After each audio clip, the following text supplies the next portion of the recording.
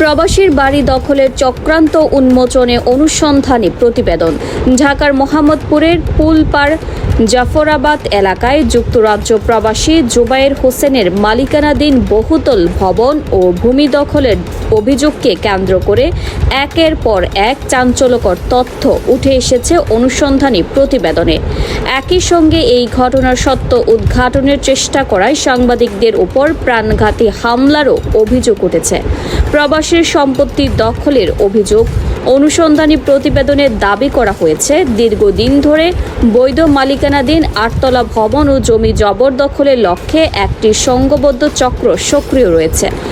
অভিযোগ অনুযায়ী গত 1 জুলাই 2026 তারিখে মোহাম্মদ গিয়াসউদ্দিন ভূঁইয়া ও মোহাম্মদ রেজাউল করিমের নেতৃত্বে 100 থেকে 150 জনের একটি দল ভবনটিতে হামলা চালায়।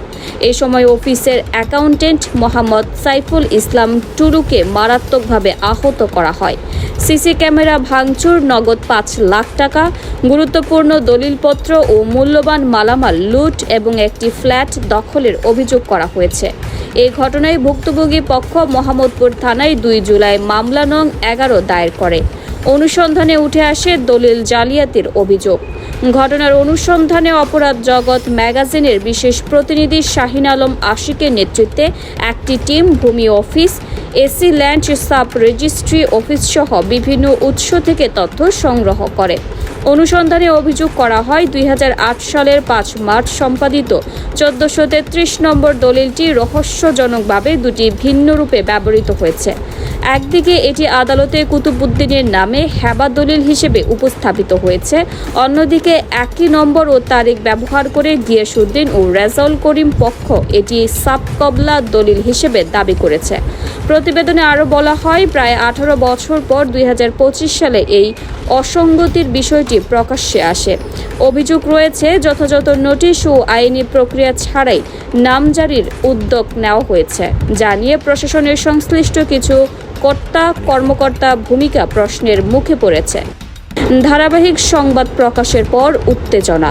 অনুসন্ধানের ভিত্তিতে 19, 20, 21 জুলাই বিভিন্ন জাতীয় ও স্থানীয় পত্রিকায় ধারাবাহিক প্রতিবেদন প্রকাশিত হয়। সংবাদ প্রকাশের পর অভিযুক্ত চক্র আরও সক্রিয় ও বেপরোয়া হয়ে ওঠে বলে প্রতিবেদনে উল্লেখ করা হয়েছে।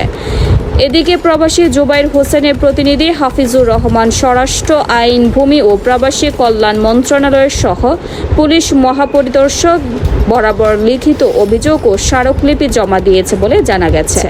সাংবাদিকদের বহনকারী গাড়ির উপর হামলার অভিযোগ। প্রতিবেদনে উল্লেখ করা হয়, 22 জুলাই পুলিশ হেডকোয়ার্টার্সে অভিযোগ জমা দেওয়ার পর অনুসন্ধানী টিম প্রয়োজনীয় নথিপত্র সংগ্রহ করে ভৈরবে যাওয়ার পথে বিকেল 6টার দিকে স্টাফ কোয়ার্টার এলাকায় পৌঁছলে একটি কাভার্ড ভ্যান তাদের গাড়িকে চাপা দেওয়ার চেষ্টা করে।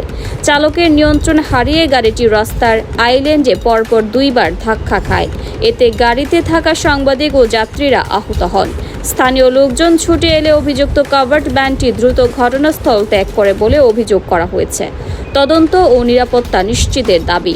অনুসন্ধানী টিম ও ভুক্তভোগী পক্ষের পক্ষ থেকে কয়েকটি দাবি উত্থাপন করা হয়েছে। এর মধ্যে রয়েছে দলিল ও বলাম বইয়ের অসঙ্গতি তদন্তে উচ্চ পর্যায়ের ফরেনসিক তদন্ত, নামজারি ও দলিল জালিয়াতির সঙ্গে জড়িতদের বিরুদ্ধে আইনগত ব্যবস্থা, অভিযুক্ত গিয়াসউদ্দিন ভূঁইয়া, রেজাউল করিম সহ সংশ্লিষ্টদের দ্রুত গ্রেফতার, অনুসন্ধানী সাংবাদিকদের নিরাপত্তা নিশ্চিত করা, প্রবাসীদের সম্পত্তি সুরক্ষায় প্রশাসনের কার্যকর পদক্ষেপ গ্রহণ। প্রবাসীর বাড়ি দখলের লোমহর্ষক চক্রান্ত আর সত্য প্রকাশের অপরাধে সাংবাদিকদের উপরে হামলার নেপথ্যে কারা?